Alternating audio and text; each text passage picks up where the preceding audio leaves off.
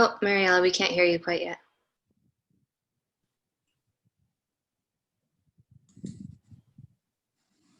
Good afternoon, everyone. Welcome to the 7th session of the Sea Services Leadership Association Joint Women's Leadership Virtual Series. We have a very exciting day for you, and I'm looking forward to moderating for you today. Before we begin, we would like to thank our sponsors. Their generous contributions made this webinar possible. Johnson & Johnson, Amazon, and USAA, which is our special feature for today. Before we begin the webinars, I wanted to let you know that the Zoom platforms allows for you to submit your Q&A sessions in the Q&A box that's in the bottom of your screen. So don't be afraid to submit your questions while JJ is talking, and we'll be able to have a good interaction between all of us. Thanks. Before we begin, read to you our disclaimer. The views and opinions expressed in this webinar are not endorsed by and do not represent the views of the Sea Services Leadership Association, the Department of Defense, Department of Homeland Security, or other federal entities. This session is also being recorded. Up next, we'll see a video from our sponsor, USAA. Who is USAA made for? It's made for him, a veteran who honorably served. And it's made for her. She's serving now. We also made USAA for military spouses and their kids. Become a member. Get an insurance quote today.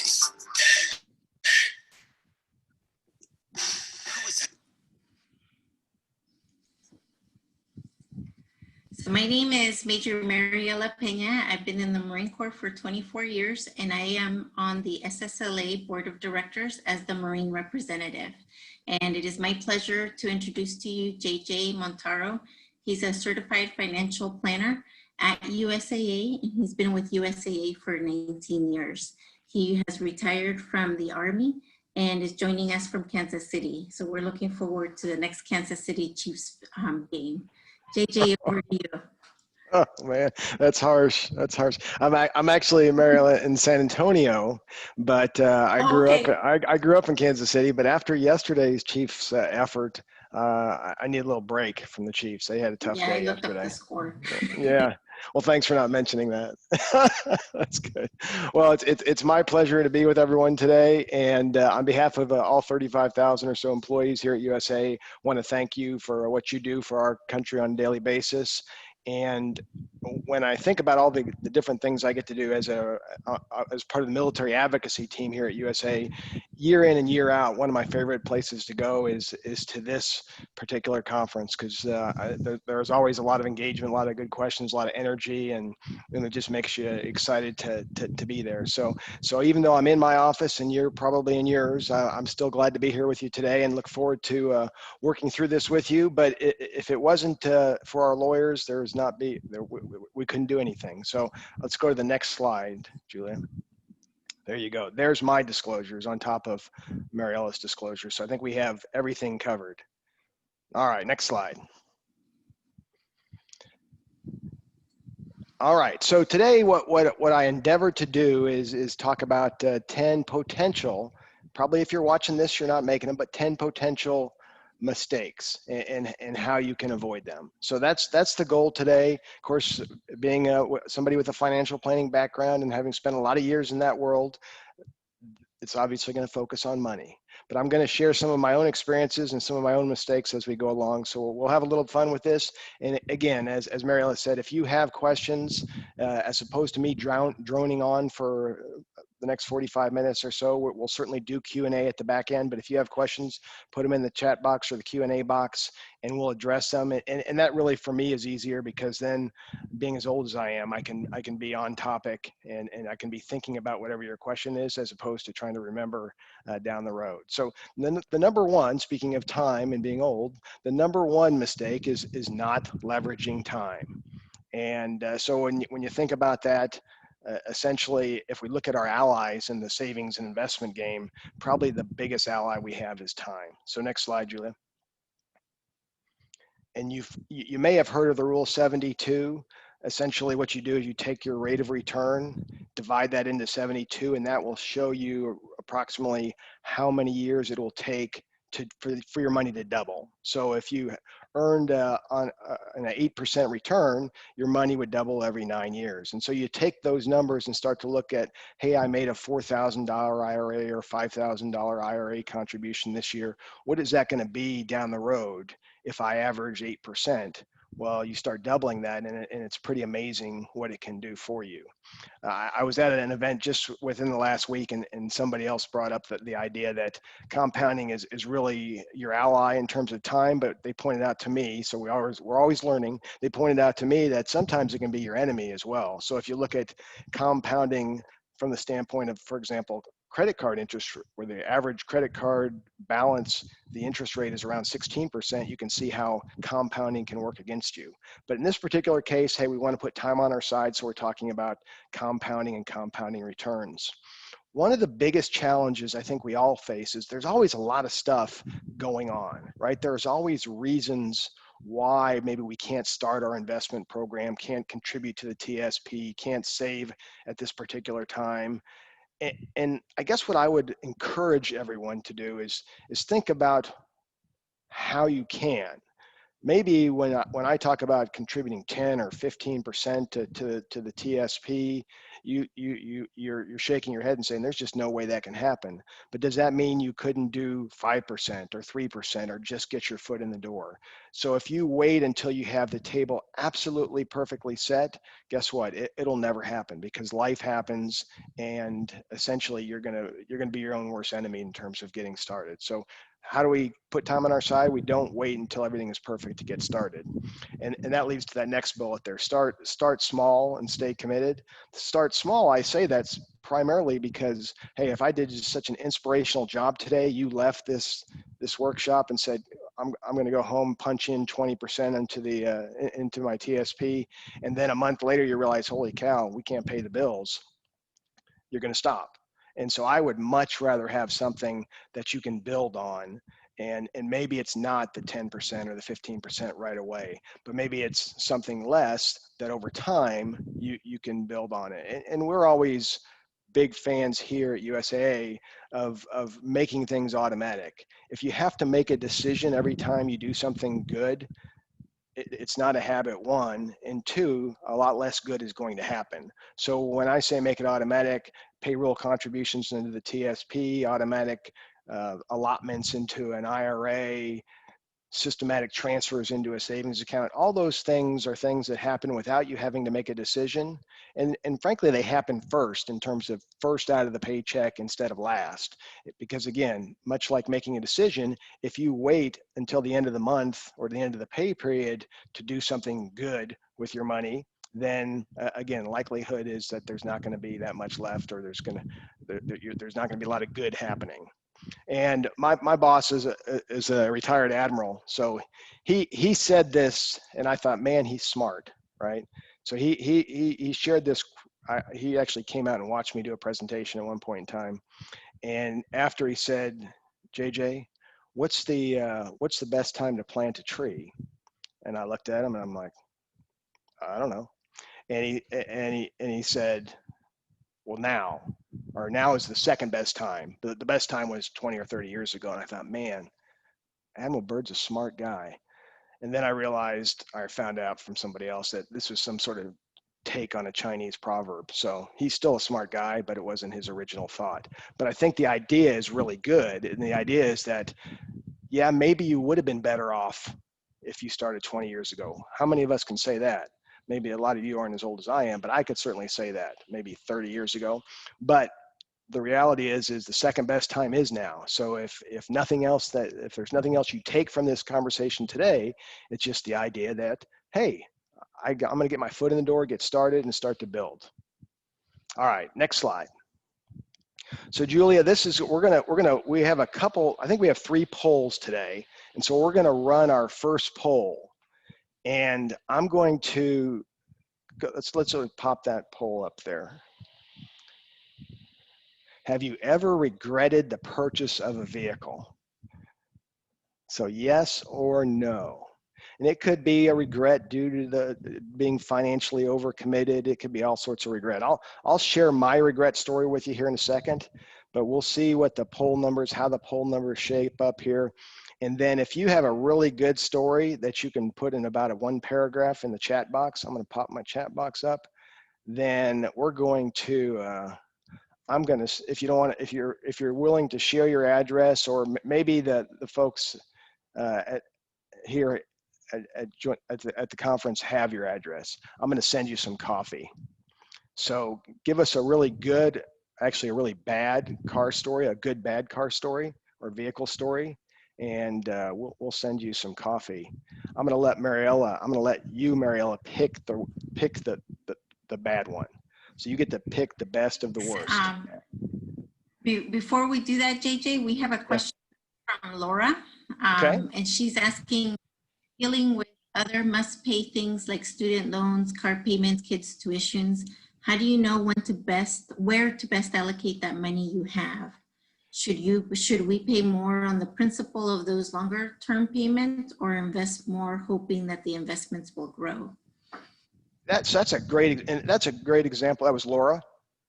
Yes. All right. So somebody write Laura's name down. We'll send Laura a cup of coffee.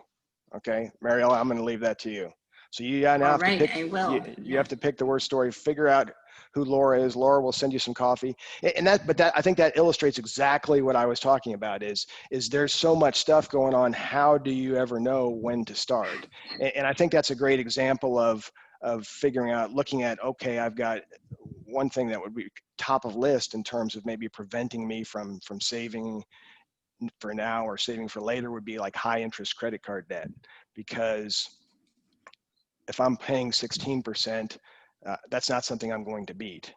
On the other hand, student loans are something that probably over time you're going to pay off, right? And in all likelihood, the interest rates are relatively reasonable.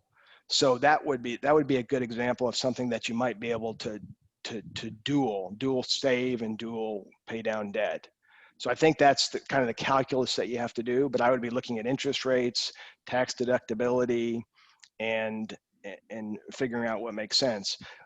BRS today, for example, if we've got folks out there covered by our BRS, and you have the opportunity for up to 5% that your service is putting into the TSP for you, if you put 5% in, well, that's hard to beat looking at something else. That'd be a good example of, well, maybe I don't do 10% while I have this debt hanging over my head. Maybe I only do 5% so I get the full automatic and matching contribution from the government.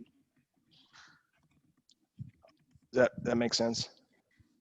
Great, JJ. I also have a follow-up question. So if you're ready to invest in the market, where should I put my money? I have to get my crystal ball out now. Holy cow. So Julia, whenever you're ready and we've got enough responses, let's pop those poll numbers and let's see how people did. So the question is, where do you put your money? And frankly, look at this. This is a pretty good group. 82% have never regretted the purchase of a vehicle. 18%, that's where I fall. I'll tell that story in a second after I address this question. So where do you start in terms of investing? And that's difficult for me to sit out here and talk to all of you and say, hey, this is the right investment, or this is the silver bullet that's going to do what you want it to do.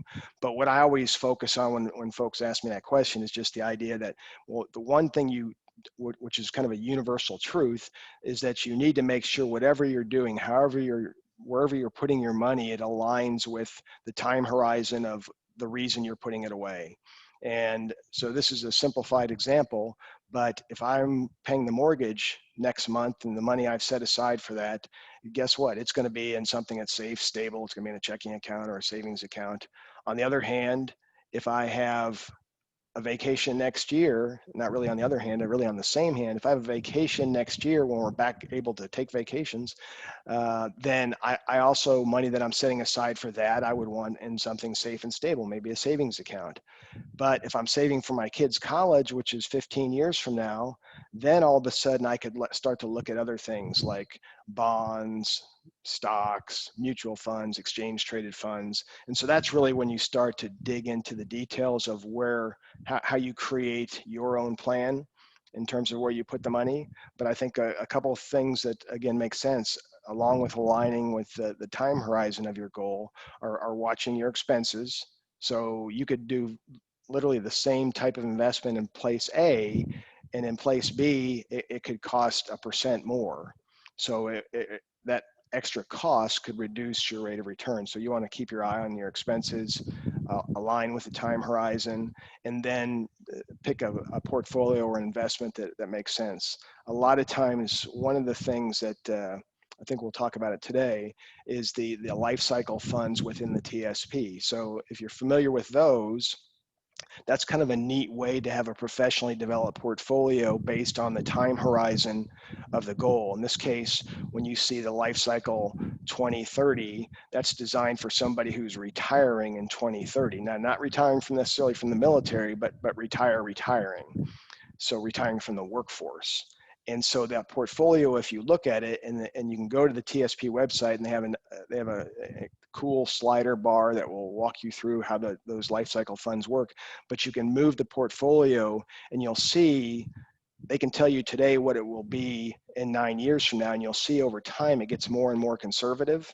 And so I think that approach really aligns with what I was talking about up front, is making sure that you have time on your mind or on your side when you build your portfolio. All right, so I'm going to run through this. So I was going to tell you a great story about car buying, but it was really the first upside down car purchase I ever made. And there were two lessons there. One is you don't want to be upside down on a car purchase. And an easy way to get that way is not to put a lot of money down, and to get out of a car within a year of buying it. So I did that. That's real. But the real lesson there was, don't ever pick a car for your significant other. So I decided my wife needed a minivan after we had our second kid. And that really wasn't in alignment with her thoughts on what she should be driving. So it was literally 6 or 8 months into it, she said, I'm out. I'm not doing this. No more minivan for me. And so we took the minivan in, traded it in on an SUV, and the dealer was nice enough to roll all of that negative equity into the new SUV. So I had a loan that was worth, or I owed a lot more than what the car was worth, the new car that I bought. So that's something you want to avoid. Next slide. So 2 lessons there. All right. So to me, in terms of doing it right with cars, you want to begin with a budget in mind in terms of what you can afford. You don't want to just look at it from the standpoint of, hey, how much can you afford each month? Because somebody who's trying to sell you a car can fit just about any car into a monthly payment. So I could drive a $100,000 car. I just might have a 40-year loan on that car. And as far as the car, somebody who's selling the car, that's great. But as far as I'm going, that's not going to be so good, because that's going to lead, again, to the same situation I just described. So you want to begin with that budget in mind, and it's not how much you can afford each month. You want to recognize that the budget is not just the car payment, but includes taxes, insurance, maintenance, gas. So all those things go into the hopper to be a part of the calculation. Financing, to my point before, one of the things that we've seen as cars have gotten more expensive is the trend with auto loans is they've got longer and longer. So roughly a third of all loans are longer than 6 years now, which again, it really is a recipe for disaster over time. So what you wanted to try to do is either not have a loan at all, and some of you probably have some good stories on not having a loan at all and how you have done that. But at the very least, if you can't afford a car with a 5-year loan or less, then it's either time to look at a different car, or perhaps look at a different car, or look at a different time for purchasing that car. And then timing matters. Again, what's going to happen at the end of the year, where they're going to roll out the new car year model. So we're right at that point in time now. And so maybe there's opportunities to buy last year's model. End of month, again, you think that's something as simple as buying a car at the end of the month when they're trying to hit certain numbers and quotas could be advantageous for you. But it all starts with some homework. All right, next slide. This is a good one. I don't have a poll here. So if you could raise your hand and say, hey, I'm going to retire, from the military. Probably if you're at this conference, maybe chances are pretty good that that's going to be the case. But when you enter the military, it's a shockingly low number in terms of who actually retires. And so if you're banking on military retirement as the engine that's going to drive your personal retirement, maybe that's not a good idea. Next slide.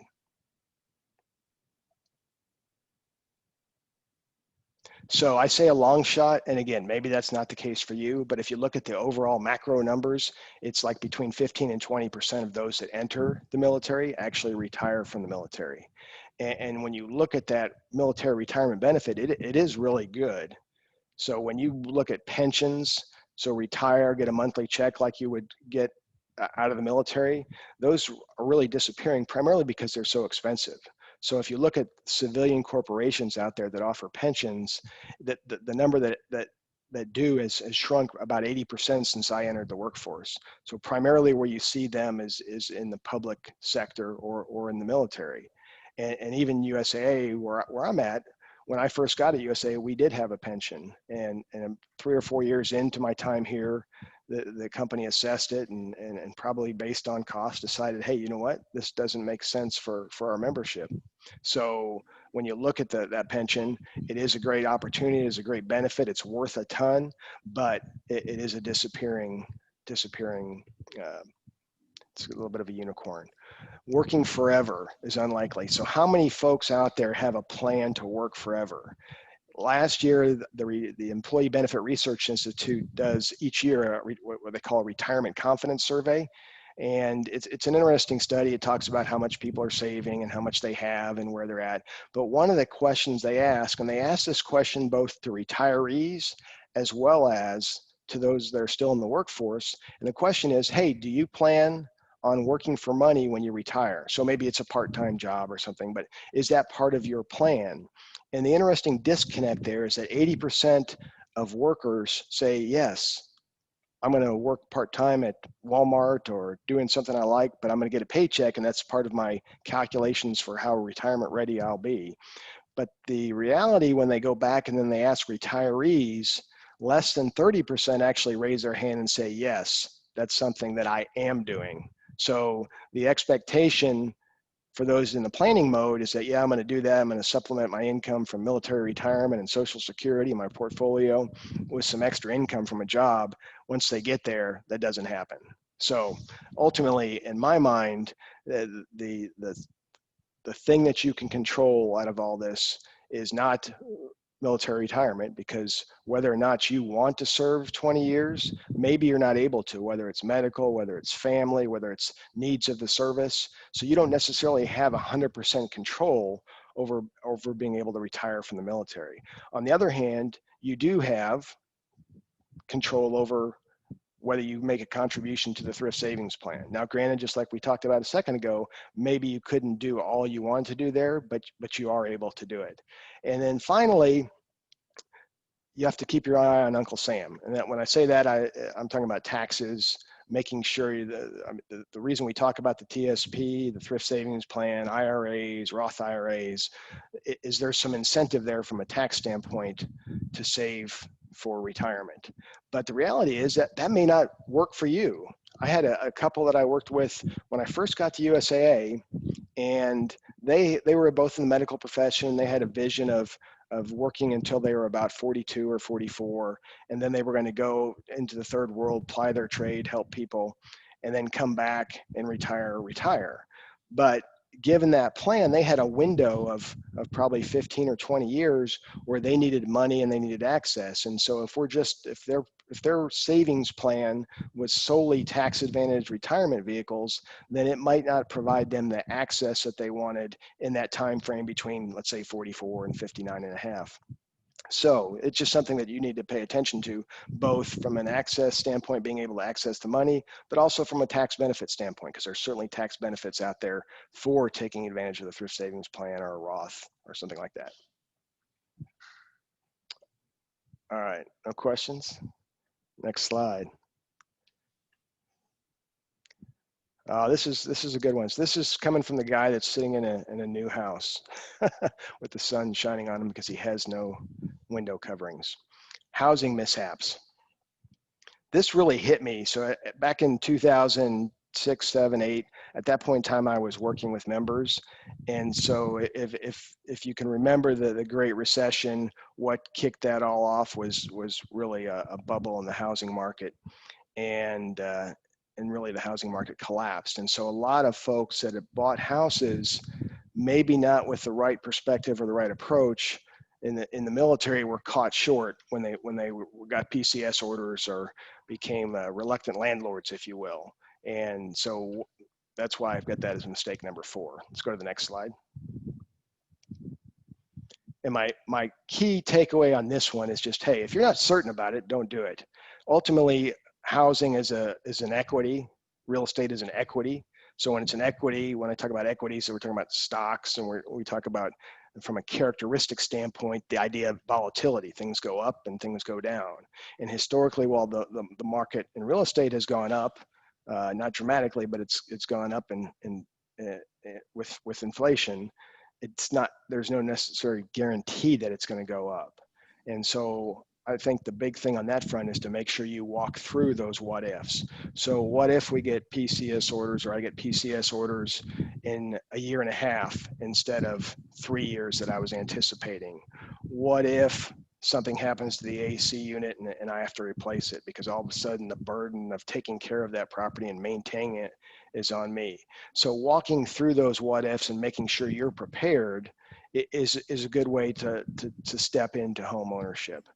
Ultimately, the thing about home ownership is that the burden or the buck stops with you as opposed to somebody else. If I'm renting, or if I'm on privatized housing and something happens, maybe in a timely manner in some places, maybe in not so timely manner in other places, but I can call somebody and they'll come fix it, and I'm not going to be, I maybe have a little bit of a headache, but I'm not going to be out of pocket. And that's not the case. Or if I get PCS orders and it takes me 2 months to find a tenant, how am I going to bridge that gap? Have I built enough of a cash cushion to be able to do that? So, not saying don't buy real estate or don't buy a house, because that's a top item on a lot of people's mind and on a lot of people's list, but just do it in a prudent manner. AJ, question. Yep. Sure. So we're at historic mortgage lows of 2.5% to 2.75%. What do you think about historic lows? Yeah, that's a great point. It's a really good opportunity. Money is cheap, and so if you're sitting out there on a 4.5%, if you have a mortgage and you haven't refinanced it in a while, this is a good time to take a look at that option, because to the question, the interest rates are historically low, and it's hard to imagine that at some point we won't look back at this and say this was the golden age of financing, or of low interest rates. I hope. I told you we got a house. Our mortgage, our interest rate is 2.75%, which I think the first house we bought was about 9%. And I remember my parents' house in the 80s was like 12%. So this is a great time from a standpoint of interest rates, but you don't want the tail to wag the dog. So I wouldn't go buy a house because interest rates are low. But if I had a mortgage, I'd be looking at to make sure that my mortgage that I do have, I'm getting I have a good interest rate. And 2, it certainly provides more buying power, if you will, when you look at interest rates. But I would say if you look at the market as a whole, it's probably a seller's market, in part because of the interest rates being so low. So yeah, definitely a great opportunity, definitely something to look at in terms of those that do have mortgages as far as refinancing, and an opportunity to talk about VA loans. I think when you look at the mortgage market's been it's part of the financial market. So it's been rocked by COVID and everything that's been going on.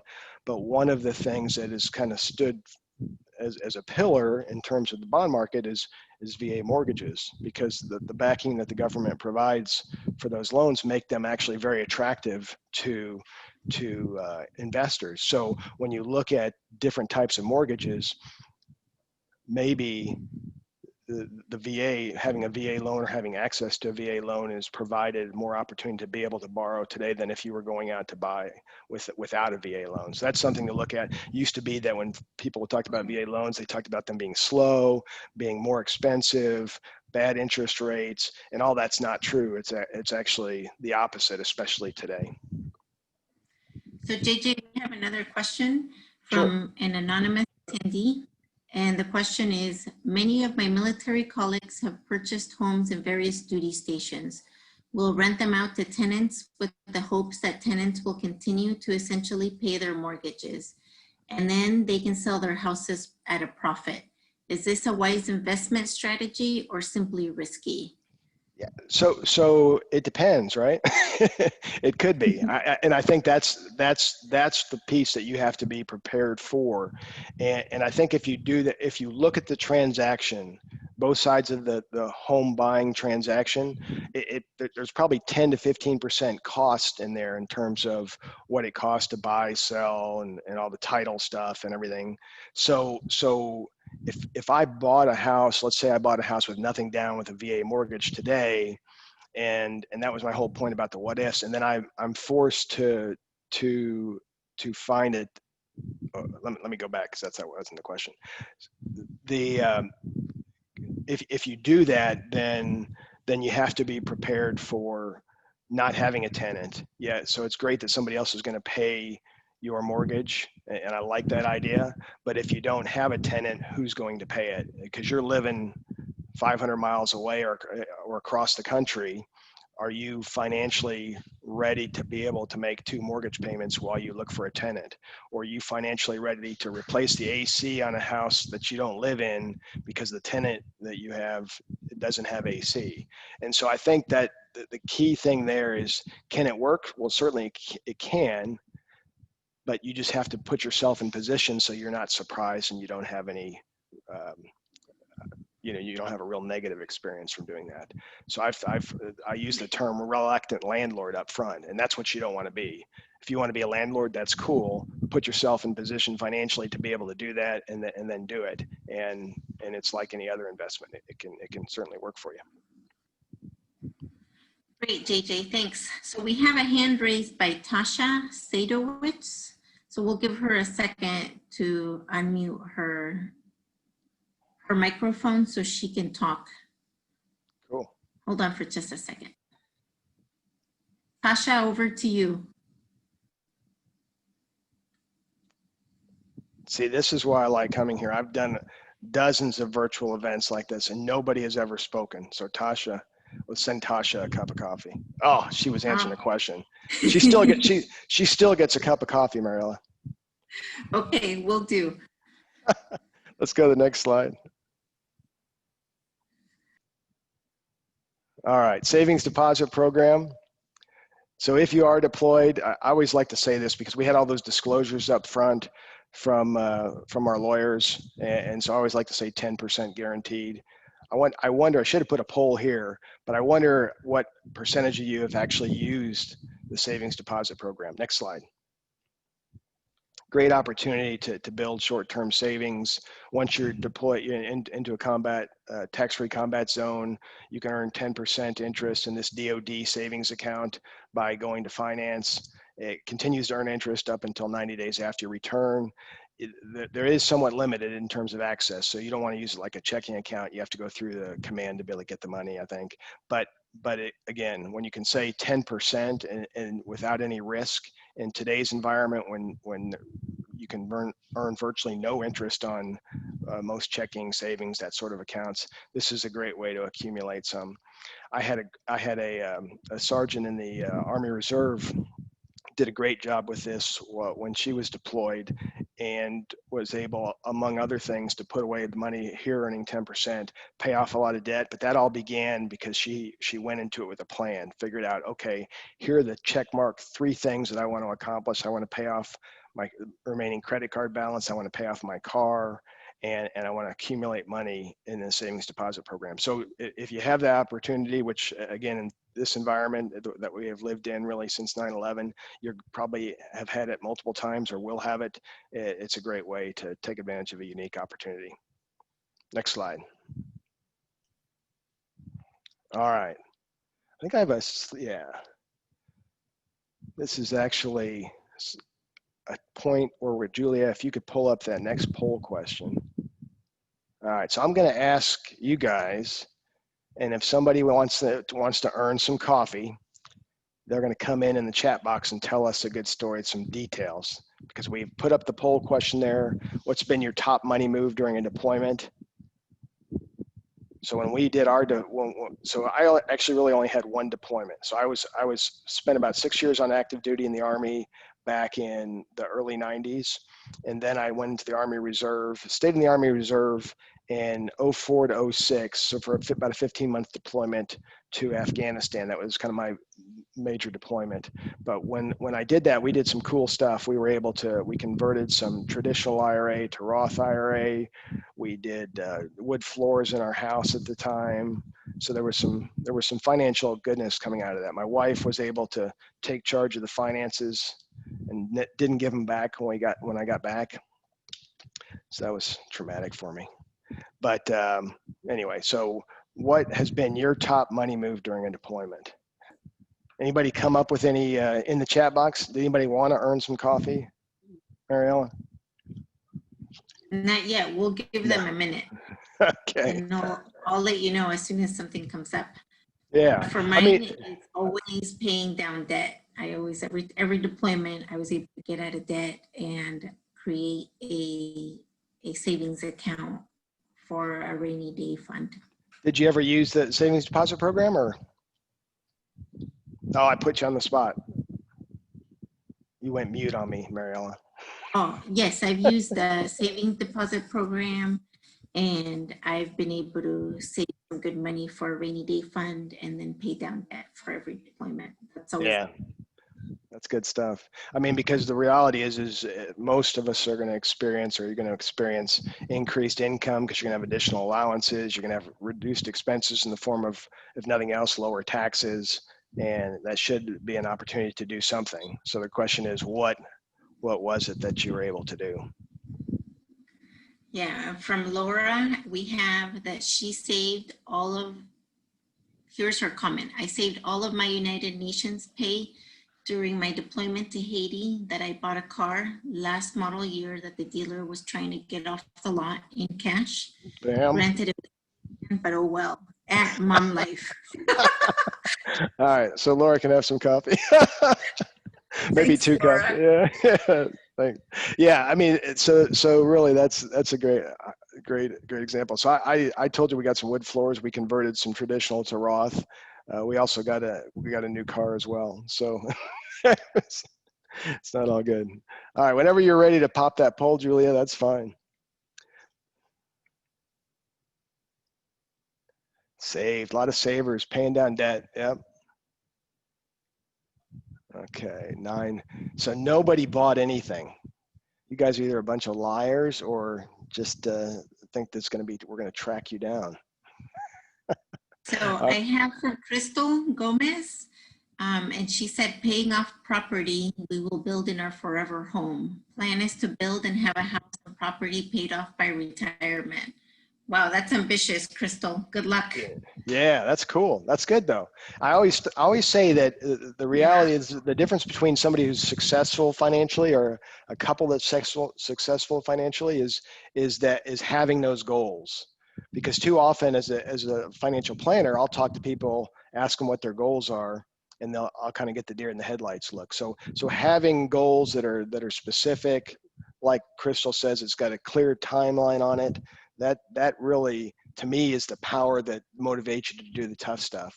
So when you're thinking about whether I buy this or buy that, or don't spend this, or I go do the extra to create some more income, I mean, what makes you do that? What's the why? Well, it's the goal that you do have. So, all right. So we'll give. And then from Nikki Ward on Facebook, she said that she purchased a trip to Jamaica and a widescreen TV. So okay. There you go. Live. Thanks, Nikki. Thanks, Nikki. Nikki's more like me, I guess. But it is an opportunity. But so let's really talk about, from a financial standpoint, the opportunity. Next slide. And that's what the sign there gave it away. It's just the idea of never paying taxes and never paying taxes on money. So what I'm talking about there is you're taking tax-free income because you're in a combat zone. You're putting it in the Roth TSP or a Roth IRA. So this is clearly the way to save for retirement. When you talk about saving for retirement in a combat zone, you let that grow over 20, 30, 40 years, and then you're able to pull that money out without paying tax on what you put in or any of the earnings over those decades. So you go back to our first power of time and compound earnings, take that and put it in a tax-free wrapper, and that's pretty sweet. All right, next slide.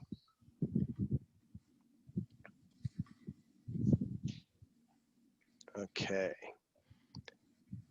So the story I like to tell about this is the time I made somebody at an event cry, which you can see I have that proclivity to make people cry, but it was truly, it was in a spouse event, and we were out at Nellis Air Force Base, and I was talking about life insurance. I don't know why we were doing that, but I had like 20 slides on life insurance, so everybody was pretty well dead by the time I got done with the slides.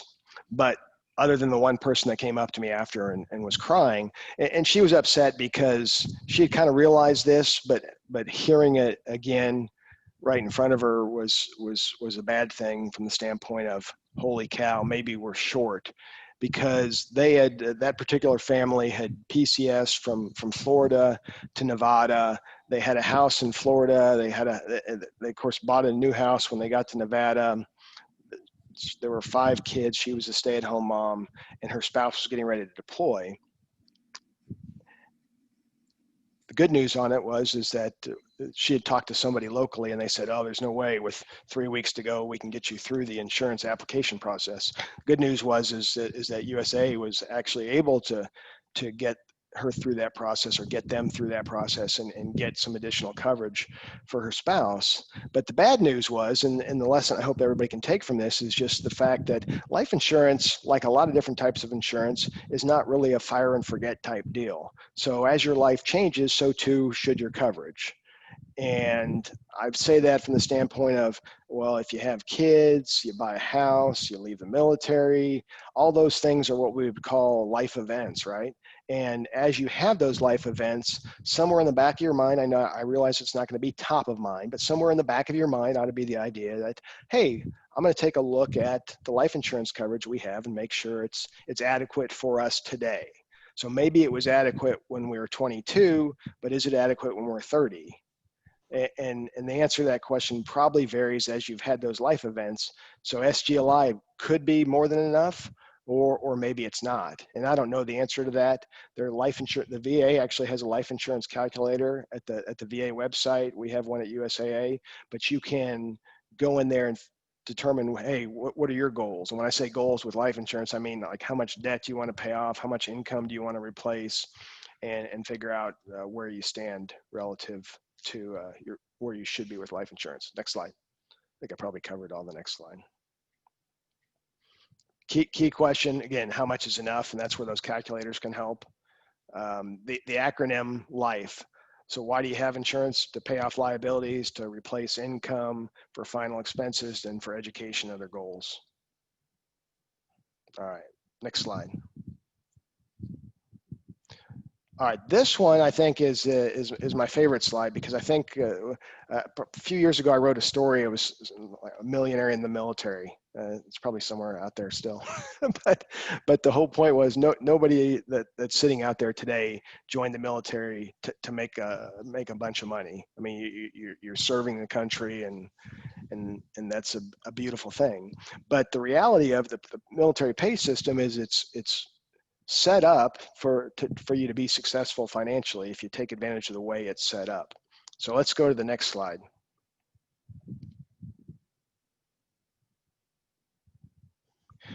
So here's the key: is what's the easiest kind of money to use to pay down debt, to build savings, to save for the future? It's the money you're not already spending, right? Because we all have a great capacity to spend whatever's coming in, and I've seen that working with folks that make 30,000 or 300,000. If unplanned, or if you don't have a plan for it, there's a great possibility that you're going to be able to spend it. and but you want to get in there early. So when you look at the military pay system, you've got promotions, you've got time and service increases, you've got the cost of employment increases in January. So you've got all these opportunities that allow you to have all of a sudden money coming in that you didn't have before. And so my point is, hey, take a bit of that, commit to something. Maybe it's not all of it. As a financial planner, I would say, yeah, hey, let's take it all, but that's not realistic. But if you take half of every pay raise that comes in whatever form or fashion, use that to boost your savings, use that to boost what you're paying towards debt, you can increase your quality of life with the other half, and you're still doing some financial good. So I think this is really the key. And somebody we talked about when we started off, just the idea of, hey, I don't feel like I have anything that I can work with right now because I'm overburdened by student loans or other debts. This, I think, is the opportunity maybe to find a little bit of space, to find some breathing room, to be able to save, to be able to invest, to be able to pay down debt. All right, next slide. Okay, this is a tough question. Go ahead and pop the poll. Here's our final poll question. This is where you can, again, no lying. We want to see the true percentage contributions. And this one is kind of cool. It's one of the, I think, the benefits of BRS and the way the system is set up now versus where it was prior to BRS. I used to always look at the Thrift Savings Plan board's notes. So that's the mark of a financial planner, somebody who's looking at the TSP board notes. But one of the things they do is they have statistics on TSP participation. And it used to always kind of irk me because if you look at the federal civilian employees, their participation rate was always 90+%. And for years, at least the years that I've been kind of working in this space, for years, the military participation rate or the uniformed services participation rate was under 40%. And so one of the byproducts of BRS and automatic enrollment and matching contributions is that we're seeing much higher participation rates. So I just looked before I jumped on here, and it was like 71% from the last meeting. So that's definitely a step in the right direction. So let's take a look at that poll, Julia, when you have a second.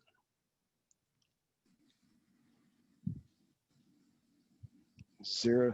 Look at that, 36% at 10 plus. Hats off to you. 27% do not contribute to the TSP. So if somebody has the courage, they should tell us in the chat box why they don't want to contribute to the TSP, and we'll take a look at that rationale. But I'm a big fan of the TSP, and I think it works whether you've got 1 year left or whether you've got 10 years left or wherever you're at, whether you're covered by BRS or not covered by BRS. If you're looking for a way that's cost effective, easy, automatic to save for retirement, the thrift savings plan is something to take a look at. And so I love that we had more than a third contributing 10+%, because that's the way to build options and flexibility into your overall plan. All right, let's go to the next slide. AJ, I didn't start contributing to TSP until after I'd been in for about 10 years. And the reason for that is because they used to make it so difficult for you to sign up, but now it's so easy. You just go on MyPay and you sign up, and it's instantaneous. Yeah, I think I remember the first time I tried to sign up, the form got lost in the S1 in the personnel office, and yeah, so I had to do it 3 times. But you're right, now it's much easier to do. And again, great opportunity. When you look at it from the standpoint of contribution limits, the contribution limits, if you're capping out at those contribution limits, if they're dictating how much you're putting in, then hats off to you, because you can obviously put a lot in there. The expense ratios of the investment options within the TSP are extremely low, so you won't find those other than in institutions out there. So when you look at the cost of how much it costs to invest. The combat zone implications, we already talked about one of the best ways to consider saving for retirement, if you're saving for retirement, was looking at the Roth. actually, when you're doing a TSP, I've got those limits there. You could only do 19,500 into the Roth TSP, even if you're in a combat zone, but you can do a lot more than that if you can combine regular traditional contributions along with Roth contributions. And again, like I said right up front, BRS, anybody who's covered by BRS or anybody who works for you that's covered by BRS ought to do, no less than 5% to make sure that they get the full 5% from their service. And I just saw earlier this month that the default rate is going to bump up to 5%. So if you just enter the service, you're going to be set. It was set at 3% for some unknown reason. So they're going to set it at 5%. So if somebody doesn't, if somebody quits contributing when it restarts in January, it's going to be at 5%. Or if somebody enters the service, it's going to be at 5%. And that's again a good start place. And the other thing I said, I was asking for questions on why people didn't. The 27% of you that didn't contribute to the TSP, why not? We have one, JJ. Okay. So I'm going to go ahead and interrupt you real quick. So Do from it. Natalie, and she states, I don't do TSP. I'm on the traditional retirement for a reservist. My husband did TSP prior to his retirement. And then after you answer it, I have another comment from a Facebook from Misty. Okay. Right after. Okay, yeah, so that's, again, every little bit helps. I realize from the drill pay that the check's not as big and the money's not as big, but you could certainly still do it. I was gonna say, one of the reasons a lot of people tell me that they don't do it is because they only have a little bit of time left to serve, or there's only a few years.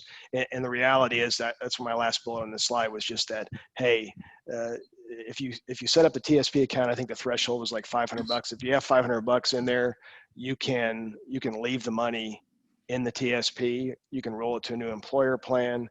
So I would say to Natalie that's half the team is doing it, or was doing it anyway.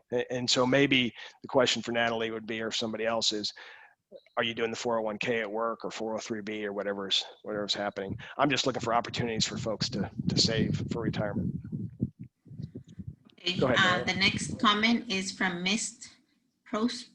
I'm going to mispronounce that, but she states, been investing in TSP since an E4 and now 21 years later and still going on as an O4. So congratulations, Misty. Yeah, Misty. So Misty gets a cup of coffee too, Mariella. Okay, got it.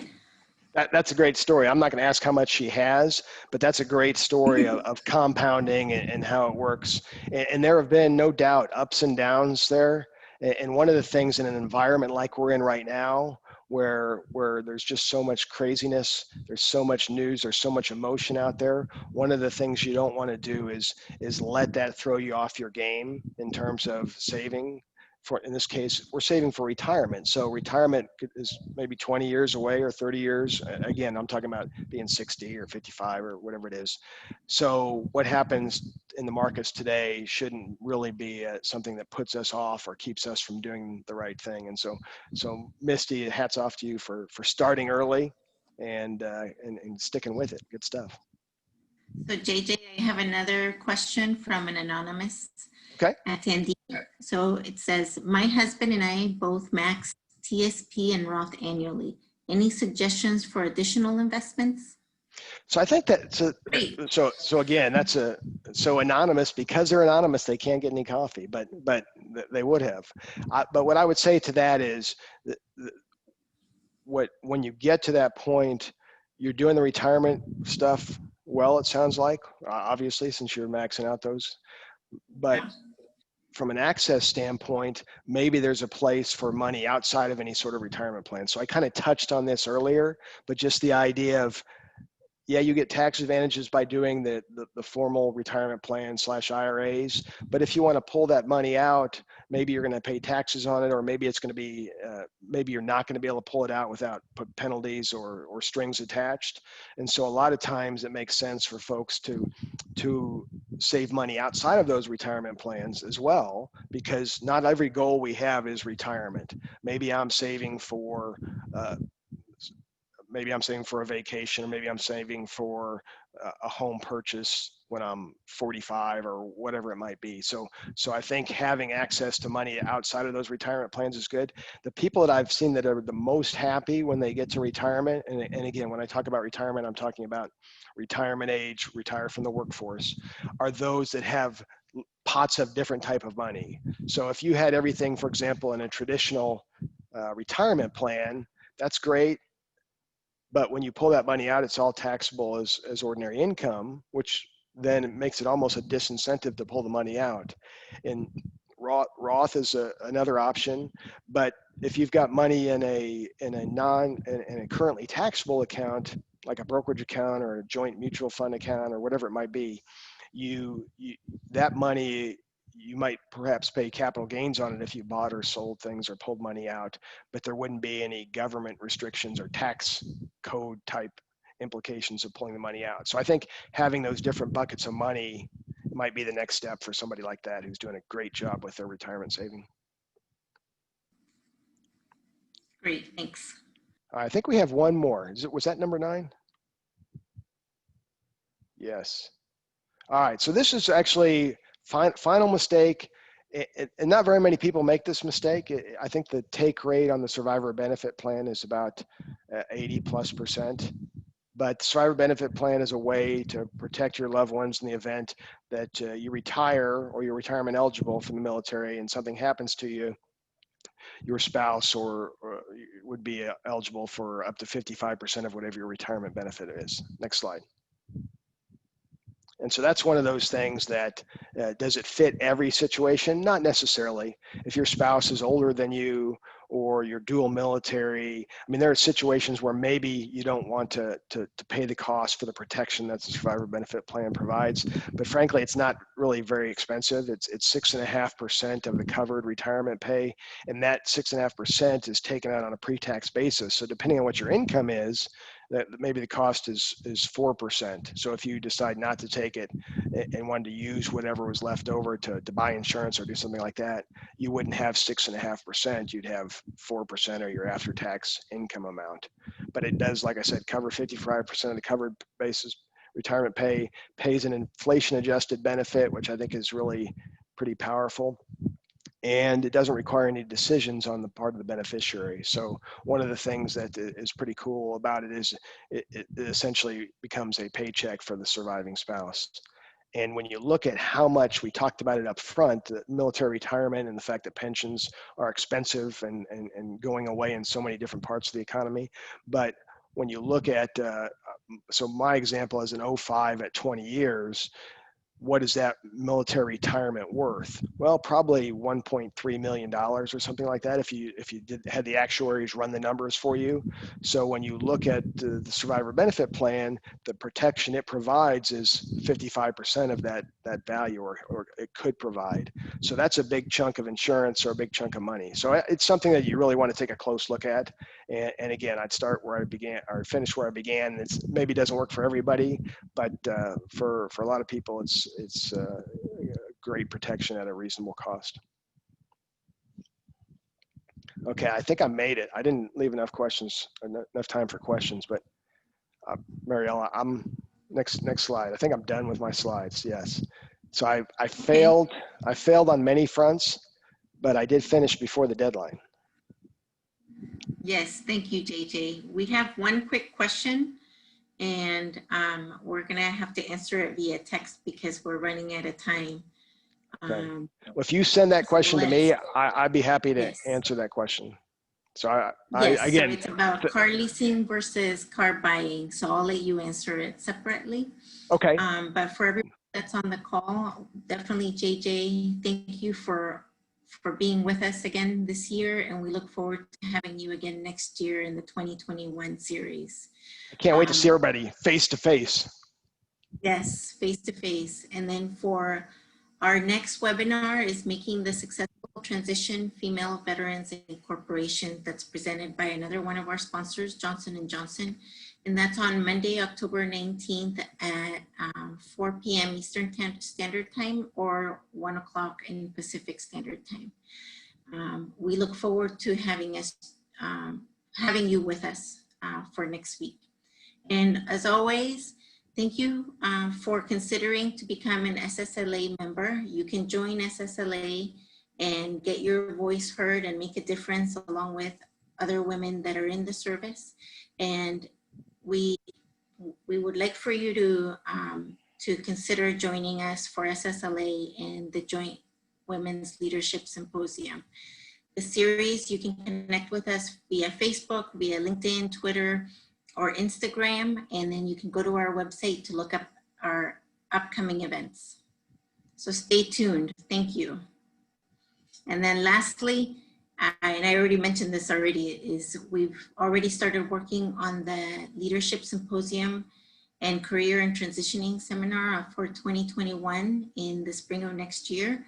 And the dates are going to be determined, but we're definitely working on that right now. We'll let you guys know. And again, lastly, thank you. The Sea Service Leadership Association thanks you for your dedication to helping us fulfill our vision of empowerment, a network of strong and inspirational women leaders who serve. Thank you again, JJ, and thanks everybody for joining us today. Thank you, guys. Take care.